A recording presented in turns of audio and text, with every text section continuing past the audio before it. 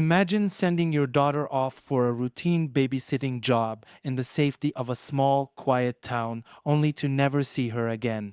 This isn't just a nightmare, it's what happened on a seemingly normal evening in 1953. Evelyn Hartley, a bright 15-year-old girl, vanished without a trace. And over 70 years later, we're still asking the same question. What really happened that night in La Crosse, Wisconsin? La Crosse was like any other Midwestern town, close-knit, quiet, and safe, especially in the fall of 1953. October 24th was just another Saturday night, the kind of night where parents hired babysitters, trusting that nothing out of the ordinary would happen. Evelyn Hartley, a diligent student at La Crosse State College High School, had agreed to babysit for a professor's young child. It was supposed to be an easy night, a little reading, maybe some homework, while the child slept upstairs. But something went terribly wrong. Evelyn's parents weren't the kind to worry. Her father, Richard Hartley, was a biology professor, and Evelyn was known for being responsible. When she didn't check in at her regular time that evening, her parents didn't panic at first. After all, how much could go wrong in a sleepy neighborhood? But as the minutes turned into hours and the phone remained silent, an uneasy feeling crept in. What started as mild concern quickly turned into dread when Evelyn's father drove over to the house.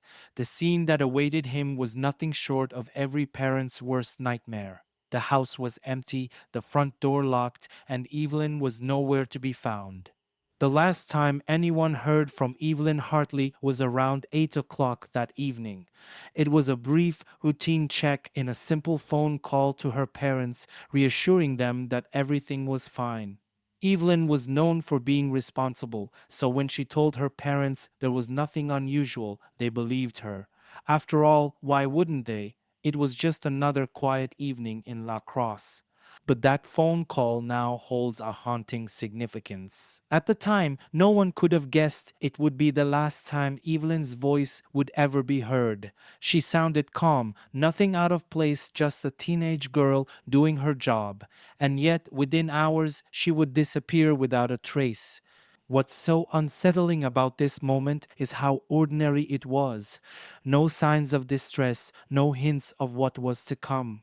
That phone call was supposed to be just another part of the evening, but instead it became the final clue, the last known connection to Evelyn. After that call, she simply vanished into the night, and for her parents, the silence that followed would be deafening.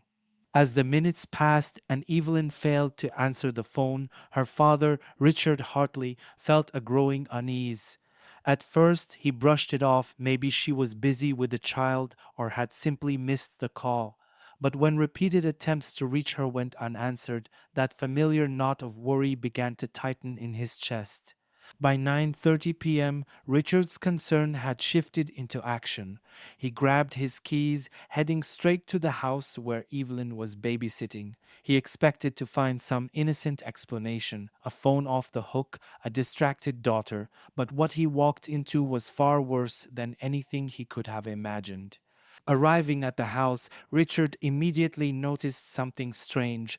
All the doors were locked, and the house seemed unusually still. He tried knocking. No response. Panic began to set in. He circled the home, checking windows, and that's when he spotted it, a basement window left open, the screen forced out. His heart sank.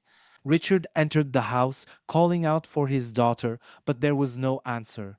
The house felt empty, eerily quiet. He searched room by room, his anxiety mounting.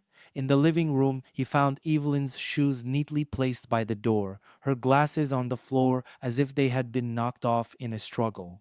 Her textbooks lay scattered nearby, open, abandoned mid-study. The realization hit him all at once. Something terrible had happened. Evelyn was gone, and the scene around him told a story of violence. The moment Richard Hartley stepped into that house, it was clear that something was horribly wrong. The evidence of a struggle was undeniable, and each piece of the puzzle only deepened the terror. That basement window forced open and cracked was just the beginning. Investigators arrived quickly and began combing the scene for clues.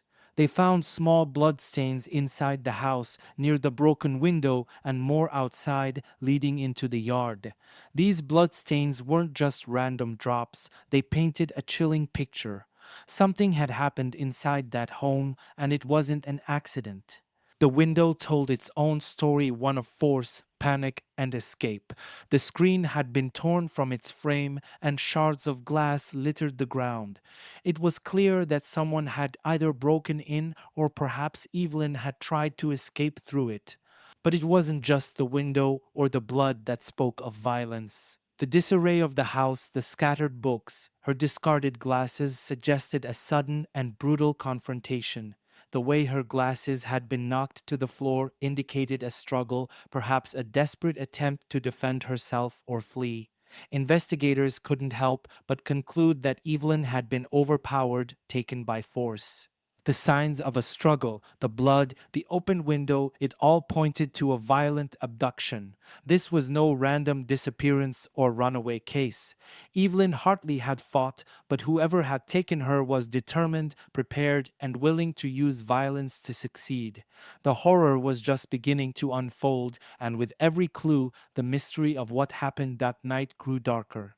As the news of Evelyn Hartley's disappearance spread, the town of La Crosse was thrust into a frenzy of fear and urgency. This wasn't just a missing person case, it was every parent's worst nightmare come to life. The local community, law enforcement, and volunteers sprang into action almost immediately, determined to find the young girl before time ran out.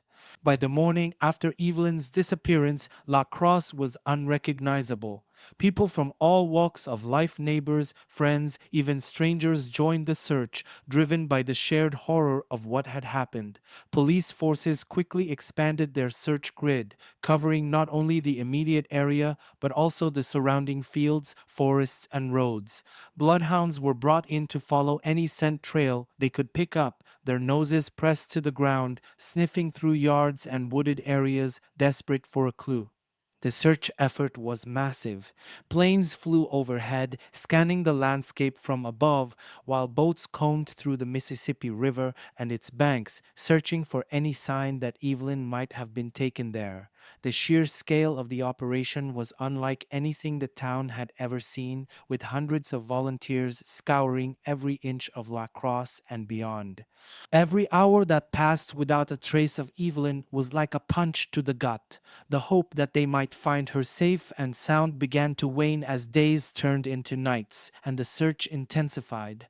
Bloodhounds and search parties followed every lead, every footprint, every rumor, but they were met with dead ends. Despite their best efforts, the search for Evelyn quickly became a race against time. Everyone knew that with each passing hour, the chances of finding her alive grew slimmer. The community was holding its breath. Law enforcement was combing through every possible theory, and volunteers were walking through terrain they'd never crossed before. Yet, despite the overwhelming effort, Evelyn remained missing. As the search for Evelyn Hartley stretched on, a few critical clues began to surface, each one sparking hope, yet each one seeming to lead nowhere. Some of the first key discoveries were small traces of blood found along the roadways near a ditch that ran close to the Mississippi River. These bloodstains were quickly analyzed, and though they were consistent with the blood found at the scene of Evelyn's disappearance, they only deepened the mystery. More disturbing was the discovery of a piece of torn clothing found not far from the bloodstains. Investigators were unable to definitively prove it belonged to Evelyn, but it seemed to match the type of outfit she had been wearing that night. This led to growing speculation that Evelyn had been dragged along the road or even transported in a vehicle, possibly by someone who knew the area well. It was a grim find, but it gave searchers a new direction to follow. As investigators and volunteers scoured the Mississippi River's banks, more strange and unsettling clues were found, including a partial footprint in the mud near the water's edge. Could this have been from someone involved in her abduction, or was it unrelated? The print was too faint to provide clear answers. Despite these discoveries, none of them provided the breakthrough law enforcement so desperately needed. Each new clue seemed to raise more questions than it answered. The bloody clothing and footprints only added to the confusion. Was Evelyn still alive, or had something far more sinister already taken place? Were these truly connected to her, or were they merely coincidences in a town now searching every corner? At this point, the investigation was caught in a web of uncertainty. While the clues painted a picture of violence and a possible route, none of them pointed to a clear suspect or a final location.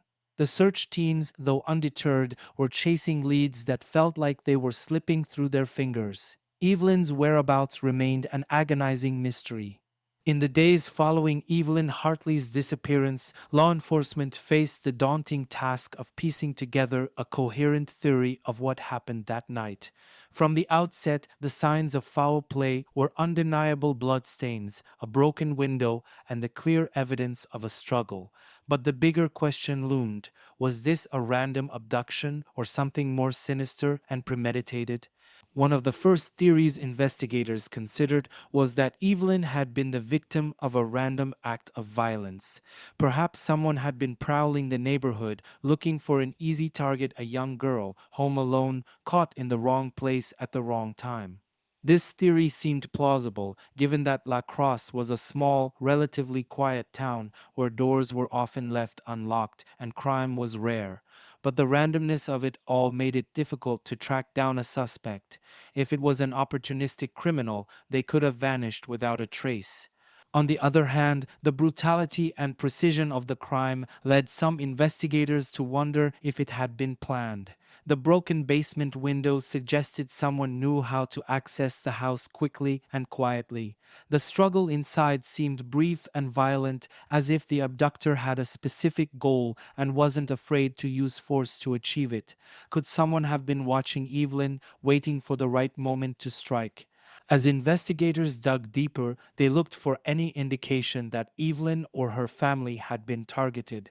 Were there known enemies or threats in their past? The Hartley family was well respected in the community, her father a college professor, her mother a homemaker. No one could point to any clear reason why Evelyn or her family would be a target of malice. No ransom demand came, no threatening letters or calls had preceded her disappearance. The lack of known threats only made the case more baffling. Theories swirled within the department. Was Evelyn taken by someone she knew, perhaps someone she trusted enough to let in? Or was this truly the work of a stranger, a predator who had stalked the neighborhood that night, waiting for the perfect opportunity? As these early theories were explored, none provided definitive answers. Each possibility brought with it more uncertainty, pushing investigators into a labyrinth of questions with few solid leads to follow. The only certainty was that Evelyn had been taken violently, and the longer she remained missing, the darker the theories became. As the investigation into Evelyn Hartley's disappearance deepened, one particular detail caught the attention of law enforcement: a report of a suspicious car seen near the house on the night she vanished. Several witnesses came forward, claiming they had seen an unfamiliar vehicle driving slowly through the neighborhood, circling the block, and even parked near the house where Evelyn was babysitting. This sighting quickly became one of the most compelling leads in the case.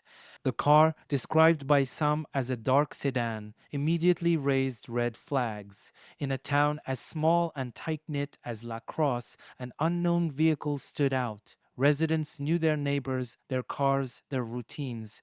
A vehicle behaving oddly in a quiet suburban neighborhood on the night of a disappearance couldn't simply be a coincidence. Investigators canvassed the area, desperately trying to narrow down the make, model, and, more importantly, the driver of this vehicle. The descriptions from witnesses varied. Some recalled seeing a dark-colored vehicle, while others mentioned a light-colored one, complicating the identification process. Was it the same car? Could there have been more than one involved? The lack of consistent details made pinning down this lead difficult, but it couldn't be dismissed. The search for the mysterious car led investigators to question known criminals and anyone with a history of suspicious behavior in the area. Yet, despite an intensive investigation, no definitive owner of the car was identified. The car seemed to vanish as mysteriously as Evelyn herself. There was no evidence linking the vehicle directly to Evelyn's disappearance, but the timing and location were too coincidental to ignore. Was this the getaway car used by her abductor to flee the scene, or was it simply someone who had no connection to the crime at all? The possibility that the car belonged to a key witness, or worse, the abductor, haunted the investigation. Despite exhaustive efforts, the mysterious car became another piece of the puzzle that refused to fit neatly into place. It provided just enough intrigue to keep investigators searching, but not enough evidence to lead them to a clear suspect. The vehicle and whoever was behind the wheel remained one of the most elusive aspects of the case, a shadow that lingered over the investigation. As the investigation into Evelyn Hartley's disappearance dragged on with few solid leads, law enforcement turned its attention to the usual suspects: local criminals and anyone known to have a history of violence or suspicious behavior. In a case like this, where the evidence pointed toward a violent abduction, it made sense to look at individuals who had already raised red flags within the community. But as with many aspects of this investigation, even these promising leads led to frustration. Several local men quickly became persons of interest. One of the first individuals investigators looked into was a known petty criminal with a history of burglary. He had been seen in the area on the night of Evelyn's disappearance, and his background made him an obvious suspect. However, after several days of intensive questioning, police found no direct connection between him and the crime. His alibi, though shaky, held up just enough to cast doubt on his involvement. Next, attention turned to a local drifter with a record of violent behavior. Known for wandering in and out of La Crosse, he was seen as a possible threat to the community, particularly on nights when he had too much to drink. Law enforcement spent days investigating his whereabouts on the night Evelyn vanished, but much like the petty criminal, his involvement couldn't be proven. Despite his unsavory reputation, there was no concrete evidence linking him to Evelyn's abduction. Even more concerning was the focus on a third individual, a man known to police for his past interactions with young women in town. While he hadn't committed any major crimes, there were whispers about his behavior, especially around teenage girls. Investigators probed into his background, trying to establish whether he had been near the house that night, but once again they came up empty-handed.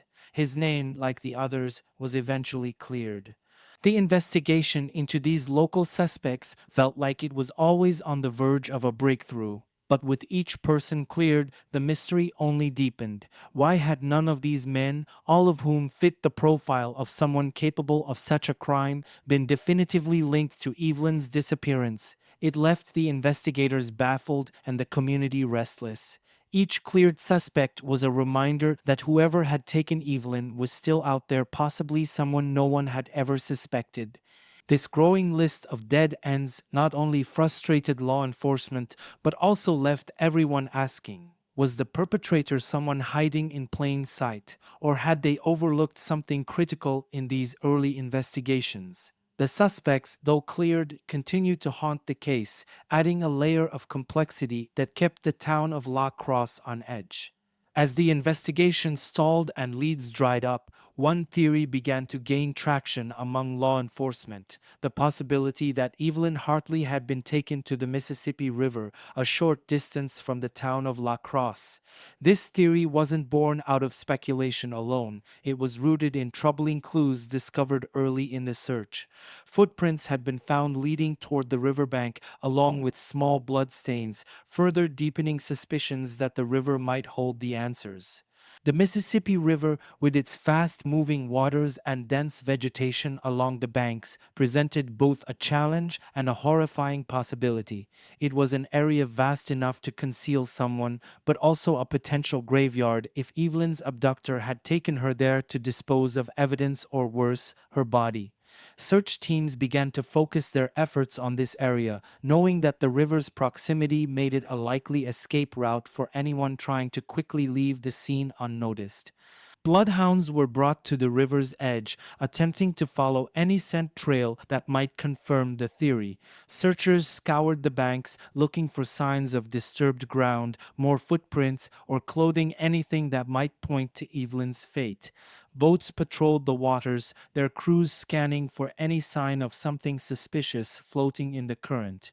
The footprints found along the riverbank added weight to the theory.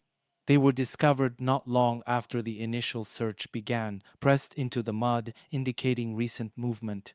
But as investigators tracked them, the trail seemed to disappear. Either the person had entered the water or deliberately covered their tracks. This uncertainty made the search all the more desperate.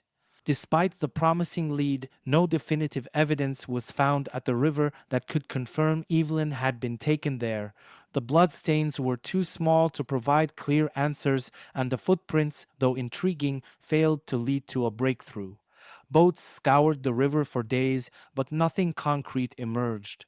The murky waters of the Mississippi held onto their secrets, and the investigation eventually shifted focus again. Still, the Mississippi River theory left a chilling impression on the case. It reminded everyone of the brutal possibilities that could await Evelyn and underscored the desperation of the situation. If she had been taken there, the river may have swallowed up both her and the evidence, leaving investigators with nothing but an empty trail and more unanswered questions. As the days turned into weeks with no sign of Evelyn Hartley, the case caught the attention of the national media.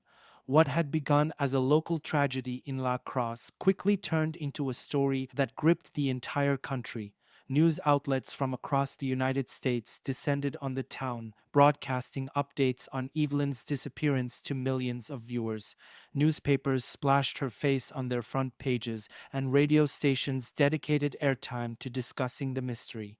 The surge in media attention had both immediate and lasting effects. On one hand, it brought much needed resources and exposure to the case. Federal agencies, including the FBI, took notice, offering expertise and manpower to assist local authorities. Citizens from all over the country, moved by the story of a 15-year-old girl snatched from a quiet neighborhood, sent in tips and volunteered to help. The hope was that someone somewhere might know something that could break the case wide open. However, the increased visibility also brought complications. The flood of media attention put immense pressure on local law enforcement, turning what had already been a difficult investigation into a high stakes, scrutinized affair. The sudden surge of tips from well meaning citizens to those seeking attention overwhelmed investigators. Every possible sighting of Evelyn, no matter how implausible, had to be pursued. Time and resources were drained chasing leads that often amounted to nothing.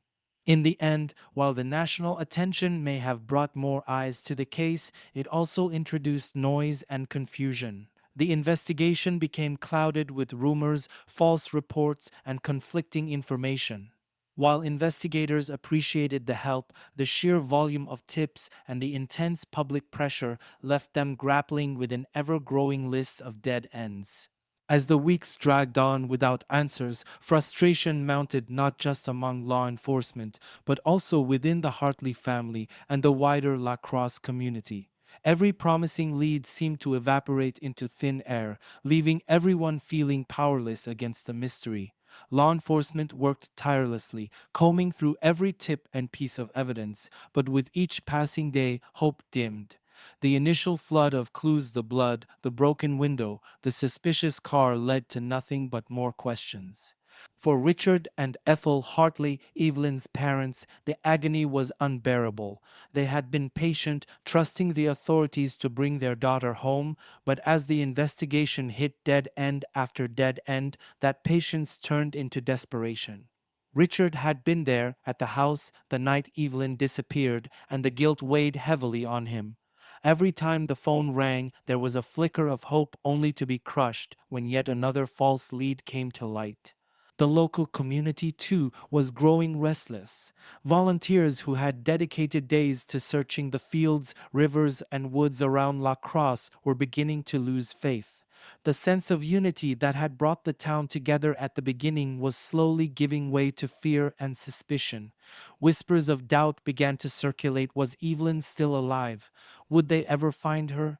People began locking their doors at night, looking over their shoulders, wondering if the perpetrators still lurked among them. For law enforcement, the frustration was palpable. Investigators were working around the clock, but every promising lead seemed to fizzle out before their eyes. The case had become a maze of false hopes, dead ends, and missed opportunities. With each lead that dried up, the weight of the unsolved mystery grew heavier, and the pressure to find Evelyn before it was too late became more desperate than ever.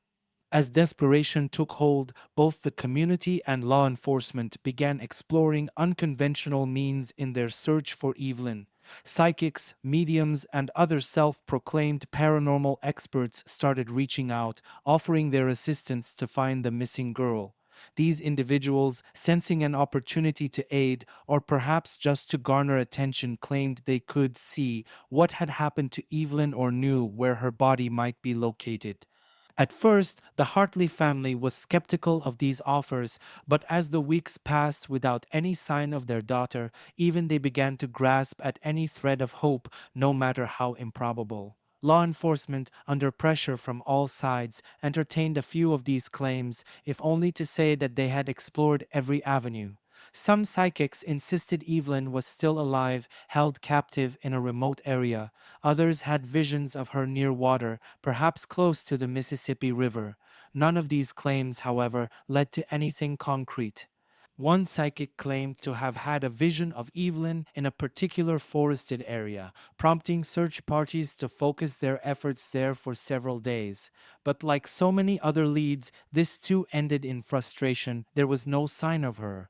Another psychic directed investigators to look near an old abandoned building outside of town, where she felt Evelyn's presence strongly. Once again, searches turned up nothing. While some in the community held out hope that these unconventional methods might provide the breakthrough they so desperately needed, others were skeptical, feeling that these distractions only muddied the waters of an already complicated case. The psychic's involvement, though sometimes comforting to those grasping for answers, largely added more confusion and misdirection to the investigation. In the end, none of these paranormal leads brought investigators any closer to solving the mystery. For law enforcement, it was clear that the case would not be cracked by unconventional means, but through diligent police work and hard evidence that, at this point, remained elusive. The involvement of psychics and cold leads, while offering temporary hope, had ultimately done little to lift the dark cloud that hung over the Hartley family and the town of La Crosse. Over the decades, Evelyn Hartley's disappearance has never truly left the consciousness of La Crosse or the investigators who have worked on the case. Time and again, new detectives, armed with fresh eyes and the promise of modern investigative techniques, have reopened the file, hoping that advancements in forensics or a re examination of old evidence might finally break the case wide open. Each time the case was reopened, investigators went back to the original evidence, those bloodstains, the broken window, the footprints near the Mississippi River. With the development of DNA testing, one of the most significant breakthroughs in criminal forensics, investigators hoped they might be able to extract genetic material from the blood found at the scene. However, the evidence had degraded over time, and attempts to pull viable DNA samples ultimately yielded nothing conclusive. Without a clear suspect or a solid comparison, the forensics hit a wall. Additionally, new investigative tools like geographic profiling and criminal behavior analysis were applied to the case. Detectives worked to piece together the possible movement of the suspect, attempting to pinpoint patterns that might have been missed in the original investigation. Unfortunately, even with these modern techniques, no new suspects emerged, and the case remained as elusive as ever. While forensics did not provide the breakthrough that many had hoped for, the case's reopening still reignited public interest, generating tips and leads from those who had long held onto information or suspicions. But none of these leads produced definitive answers. Every time the case was reopened, hope surged only to eventually dissipate as each avenue led to the same cold dead ends. The mystery of Evelyn Hartley's disappearance continued to baffle both investigators and the community, leaving them grasping for answers that remained just out of reach. Theories surrounding Evelyn Hartley's abduction have swirled since the night she vanished, with one central question at their core. Was Evelyn taken by someone she knew, or was she the victim of an opportunistic predator? Both scenarios seem equally plausible given the evidence, and investigators have explored each in detail. One of the prevailing theories is that Evelyn may have been targeted by someone familiar with her, perhaps someone who knew her family or had been watching her for some time. The level of violence and precision involved in her abduction, forcing entry through a window and overpowering her in a matter of minutes, suggests a plan rather than a random act. If Evelyn had trusted her abductor, it might explain why there were no immediate signs of struggle when her father first checked on her. However, the possibility of a random, opportunistic predator also weighs heavily on the investigation. La Crosse, though a quiet town, wasn't immune to crime, and there had been whispers of strangers lurking in the area around the time Evelyn went missing. One theory suggests that her abductor may have been passing through, spotting Evelyn by chance and taking advantage of the fact that she was alone. This theory aligns with the idea of an experienced criminal who knew how to move swiftly, strike fast, and vanish without leaving much behind. The case of Evelyn Hartley also raised suspicions of a possible connection to other disappearances and crimes in the region, though none were definitively linked. Investigators combed through similar cases of missing girls, break ins, and abductions in surrounding areas, hoping to find a pattern. Unfortunately, no solid connections emerged, but the fear of a serial predator lingered in the minds of the community. Evelyn's case stands at the intersection of two chilling possibilities: that she was either taken by someone who had been watching her from the shadows or snatched by a predator with no ties to her, someone who saw an opportunity and seized it. Both theories point to a tragic end, and neither has ever been fully confirmed nor dismissed, leaving investigators to wonder whether the truth lies somewhere in between. One of the most compelling pieces of evidence in Evelyn Hartley's case was the blood found both inside and outside the house. The presence of blood suggested a violent struggle, possibly indicating that Evelyn was injured while trying to resist her abductor. Investigators collected samples from the scene, especially from near the broken basement window and along the route leading toward the Mississippi River, but in 1953, forensic science was still in its infancy. Blood typing could provide some information, but without the ability to perform DNA analysis, the samples couldn't deliver the answers that modern technology might have unlocked. Had today's DNA technology been available at the time, the trajectory of the investigation could have been vastly different. Modern DNA testing could have determined whether the blood belonged solely to Evelyn or if traces of the abductor's blood were also present. A single drop of blood from the perpetrator could have provided a critical breakthrough, perhaps even leading to a match in a criminal database or narrowing down potential suspects based on familial DNA. Moreover, DNA technology would have allowed investigators to revisit other pieces of evidence that might have gone overlooked at the time. Clothing fibers, hair strands, or even traces of DNA left on the broken window could have opened new paths. But in 1953, none of these options were available. The investigators worked with what they had, but without the power of modern science, the blood evidence remained largely symbolic proof of a struggle, but not enough to trace back to the person responsible. The blood evidence found at the scene and nearby was crucial in pointing to an abduction, but without modern forensic tools, it could never deliver the decisive answers investigators so desperately needed. Eyewitness reports became another critical component of the investigation, as local residents came forward with stories of strange activity around the time Evelyn disappeared. Several neighbors mentioned seeing unfamiliar men walking through the neighborhood, while others reported noticing cars they didn't recognize slowly driving by in the days leading up to the night of her disappearance.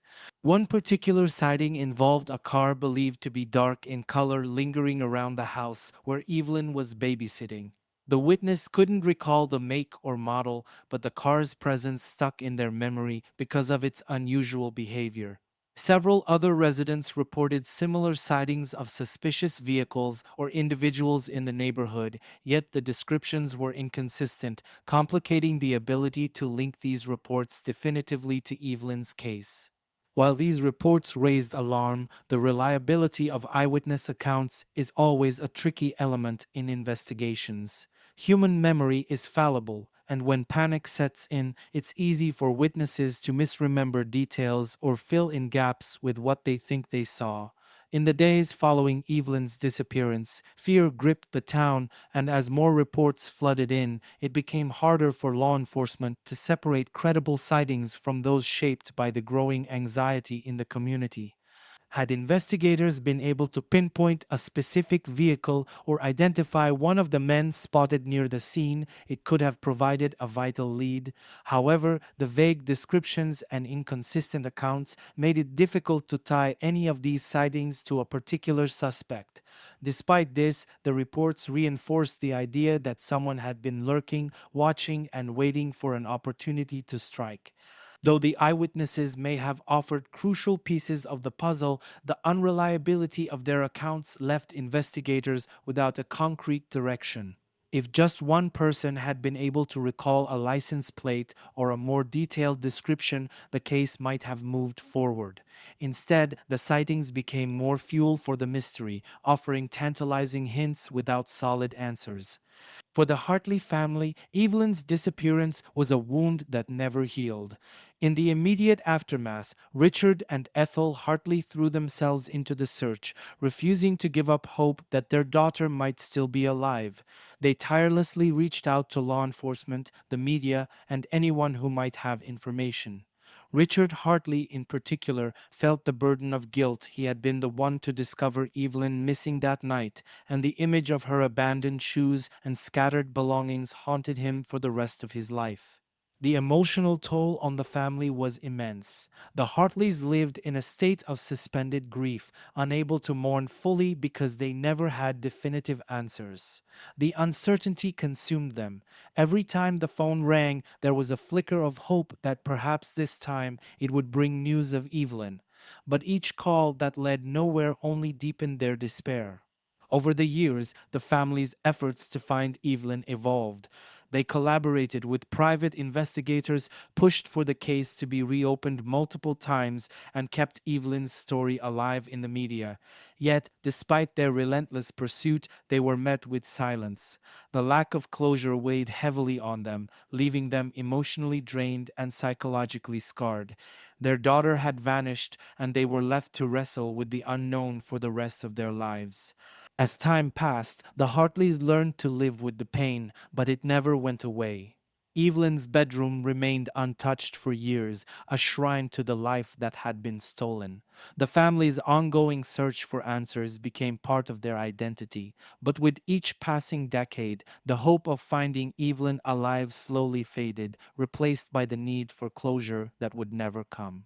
Even after all these years, the question remains, could Evelyn Hartley's case still be solved today? The advancement of modern forensic technology has breathed new life into cold cases once thought unsolvable.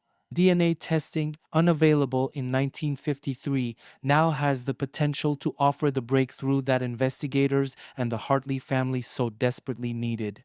If DNA could be extracted from the blood evidence collected at the scene, it might reveal crucial information about whether a second party had been involved in Evelyn's abduction.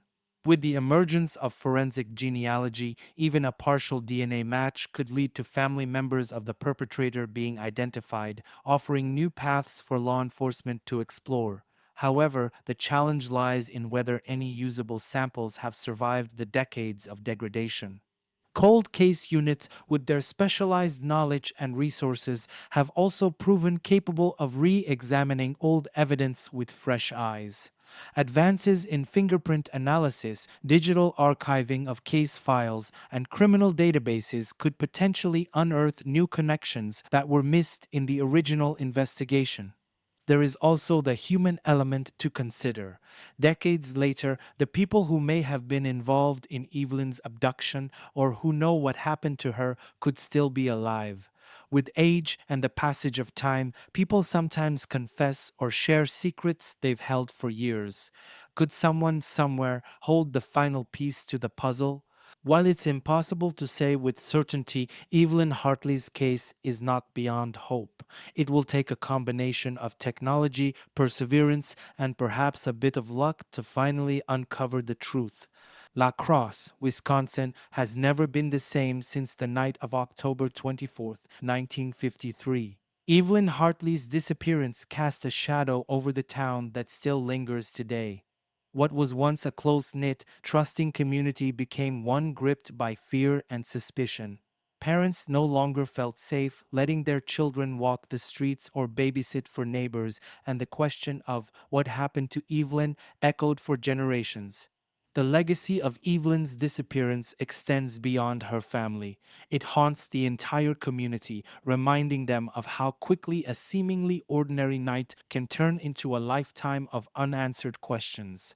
Every now and then, the case resurfaces, sparking renewed interest, but the answers remain just as elusive as they were over 70 years ago.